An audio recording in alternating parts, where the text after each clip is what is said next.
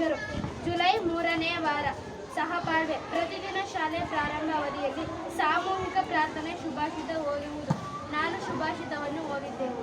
ನಾವು ಹುಟ್ಟುಹಬ್ಬವನ್ನು ಆಚರಿಸುತ್ತೇವೆ. ಪುಸ್ತಕದ ಪರಿಚಯ ಮಾಡಿ.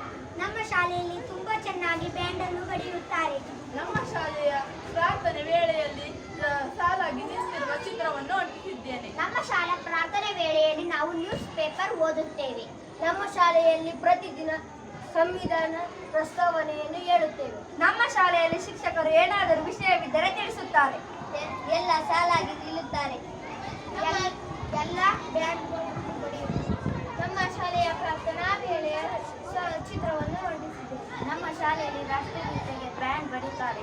ನಮ್ಮ ಶಾಲೆಯಲ್ಲಿ ನಡಿಗೆ ರಾಷ್ಟ್ರಗೀತೆ ಎಲ್ಲವನ್ನೂ ಚೆನ್ನಾಗಿ ಹೇಳುತ್ತಾರೆ. ನಮ್ಮ ಶಾಲೆಯಲ್ಲಿ ಶುಭಾಷಿತ, ಗ್ರಂಥಾಲಯ ಇವುಗಳನ್ನು ಓದುತ್ತೇವೆ. ನಾನು ವಾರ್ತಾ ಮಂತ್ರಿಯಾಗಿ ನ್ಯೂಸ್ ಪೇಪರ್, ಶುಭಾಷಿತ ಇನ್ನು ಮುಂತಾದ ಪುಸ್ತಕ ಪರಿಚಯ ಎಲ್ಲವನ್ನು ಮಾಡಿಸುತ್ತೇನೆ.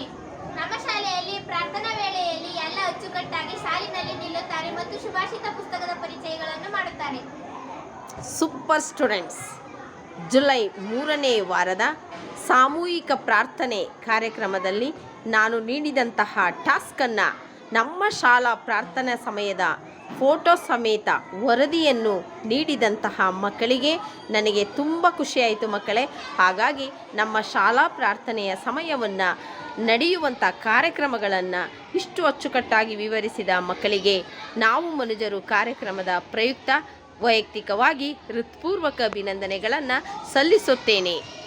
Thank you so much students. ಮತ್ತೊಮ್ಮೆ ಎಲ್ಲರಿಗೂ